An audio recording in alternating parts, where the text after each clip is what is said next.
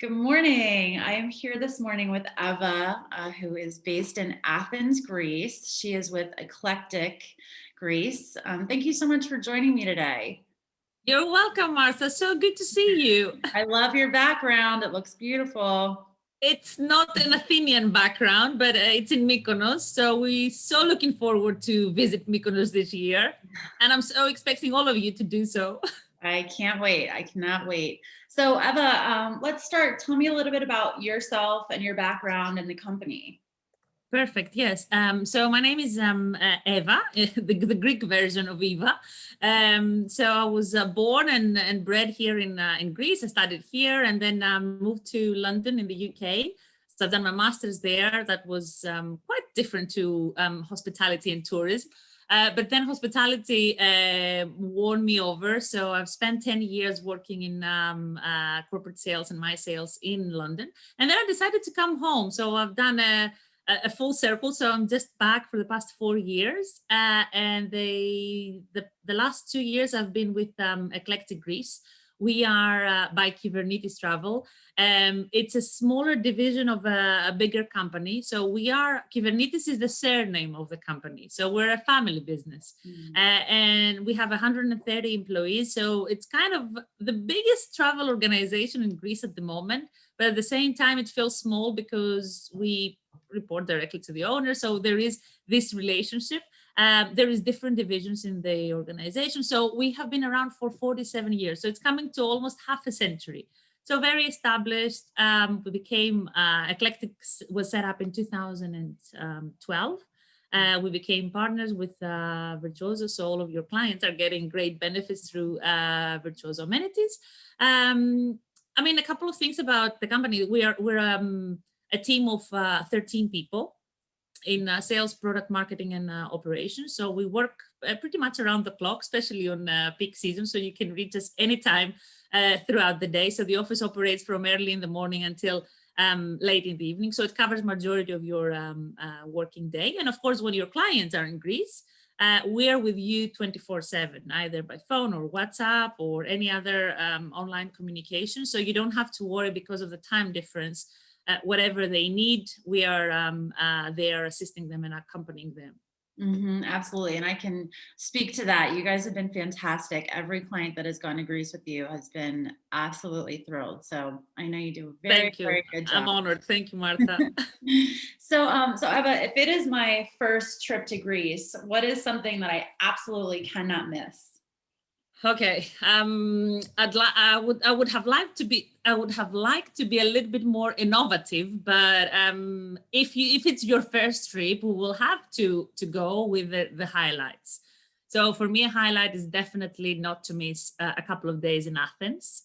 I mean, the Acropolis has been standing there for 2,500 years, so might as well have a look. People travel from the other part of the world to see the Acropolis. So definitely walk the little narrow streets of Plaka and Monastiraki. These are two neighborhoods just underneath the rock of the Acropolis. And of course, if you have time, you can visit the new Acropolis Museum. I say new because it's been around only 5 or 6 years. So this is if you have some time in Athens. We always encourage people to stay a couple of nights because the capital is so vibrant. Since the Olympics in 2004, it's been totally transformed. So it's a lot more friendlier. It's a lot more, I mean, the public transport works a lot more efficiently. There's a lot more greenery around. You've got amazing shopping districts. I mean, it's a very good value for money. I mean, here in Europe, you've got the Europeans that they have it as a top destination for a long weekend because it's got great food. It's got the historic part. It's got the cultural activities. And as I said, it's a couple of hours from the key European destinations. And it's one of the cities in Greece because we're kind of like centered to the south of the country, that it's got 300 days of sunshine. So that definitely gives an advantage. And then I would move to the very cosmopolitan island of Mykonos, for sure. not to miss one of the 52 beaches, especially on the southern part of the island. Again, if you're into shopping, there is amazing brands that you can't even find in Athens. So you would have the super high-end brands, but also the feeling like walking through the little cobbled streets of Mykonos with the white houses and the blue windows, having a drink into these little bars and restaurants. There is a variety of beach clubs. I mean, Mykonos is popular for the water, for the beach side, for the nightlife, and also for the exceptional offering of food. But having said that, if somebody wants to go to Mykonos, it's not all about partying. You have a lot of options to have secluded villas, and a lot more privacy. And then as a last stop, we always leave Santorini as a last stop. I would include Santorini. I mean, it's the most breathtaking views that I have come across because of the caldera. For those who haven't been to Santorini, the sea level all the way up to the how can I say the level of the earth. It's about 2 kilometers, Elevated. yeah, elevated, and that was a result of an eruption of the volcano. So Santorini, it's the main island, and then opposite you have the volcano, and then you've got another little island that it's called Thirassia. So it was like imagine like a round ball, and it exploded and left it like three pieces. So that's why these stunning views and dramatic views were created. So in Santorini, you would do a lot of different activities, a variety of activities. If you're really into the beach side, you can swim, but there is a lot of other excitement things, like you can do biking, you can do hiking, you can go around and do a wine tour. Santorini is the third biggest region in Greece producing wine. I mean, Greece is not as popular as Italy or France, but that's probably due to bad marketing of ourselves. Seriously, but we have really great quality of wine. So Santorini produces Assyrtiko, which is a crispy white wine, and the dessert wine, which is called Vinsanto. So this would be my three highlights for the first time travelers. But if you have a longer stay in Greece, we can add a lot more authentic destinations, more traditional destinations. Absolutely. Well, it sounds wonderful, especially the wine. We should probably make that happen sooner rather than later. I can't wait. It feels like we're fasting here. Oh my gosh, I know. So Eva, you are set to reopen mid-May, which is very exciting. We're excited here in the US, and I'm sure you're ecstatic. What trends are you seeing, and are you getting a lot of inquiries? And just tell me about how that's going on.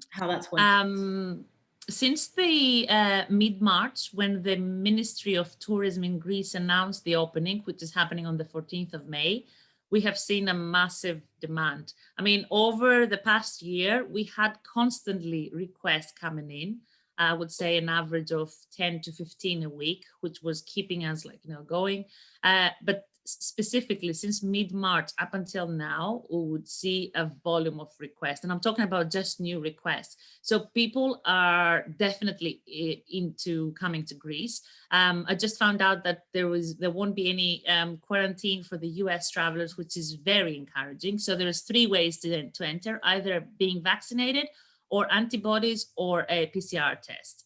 And the Ministry of Tourism, they're announcing the total framework, the whole framework of how that's going to happen. And it's very carefully put together. So that gives us a lot more confidence. And I mentioned to you as well that the people in the tourism industry are taking priority to get vaccinated. So that gives us a lot more confidence when the flights are starting beginning of June, that we will have a lot more people. And naturally, you would have a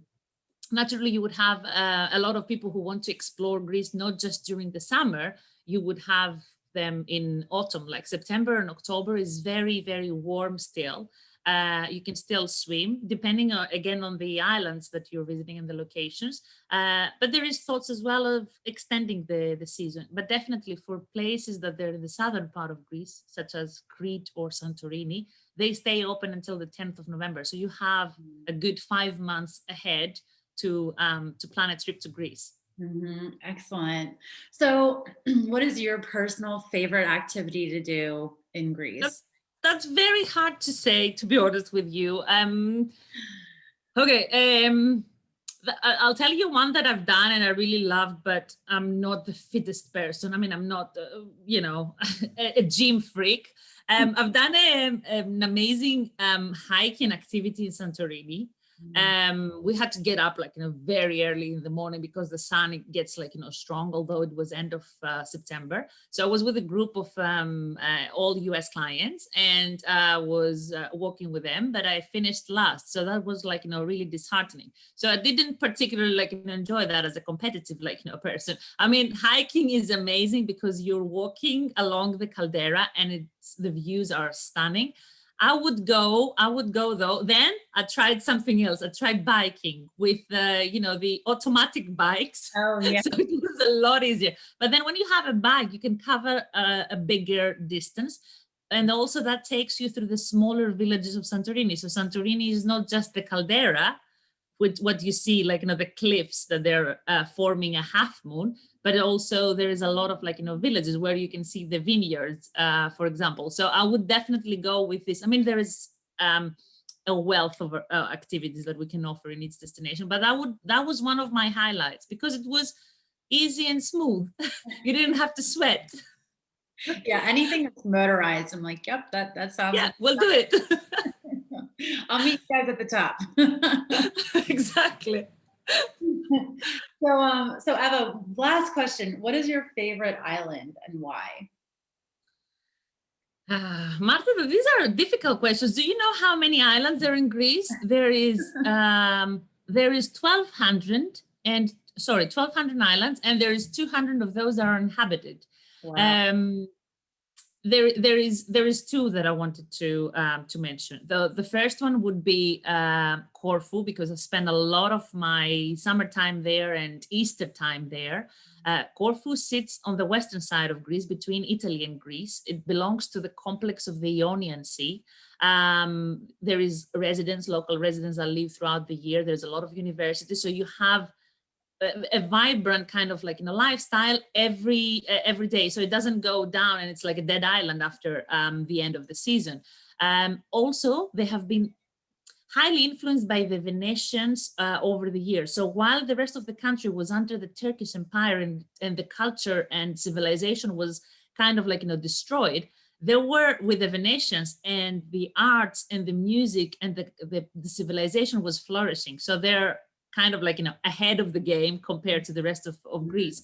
And also they have amazing beach side. I mean, what is really fascinating with the western side of Greece, like the Ionian Islands, such as Corfu, Kefalonia, and Zakynthos, that they're less discovered compared to Mykonos, Santorini, and Crete, especially for the US market, is that you're combining a spectacular turquoise water beach side, but you're combining it with lush greenery. So there is a lot of thick, I wouldn't say forest, it's not forest, but there is a lot of greenery around, which to me is the best combination. And then I would go as a good alternative, which is also close to my heart, to the biggest island of Greece, which is Crete. So Crete has it all. It's got the accommodations to the luxurious level that we're looking for. It's got the activities. I would always include Crete in an itinerary, also for a first-time traveler, because it's got a lot of traditional elements and authenticity. So if you're traveling to Greece and you want to see how the Greeks live and what's their lifestyle, I would definitely put Crete. They're very hospitable. Cretans are supposed to be the most hospitable people in Greece. The weather is fantastic from end March to November, so you can swim all along. And the food is quite spectacular. So it's kind of a how can I say, self-sufficient island. So they produce pretty much what they need in Crete. So they have very good soil, and is the biggest olive oil producer in Greece as well. Oh, that sounds amazing. You know, I have to tell you, I've been to Corfu on You've been to Corfu. yep.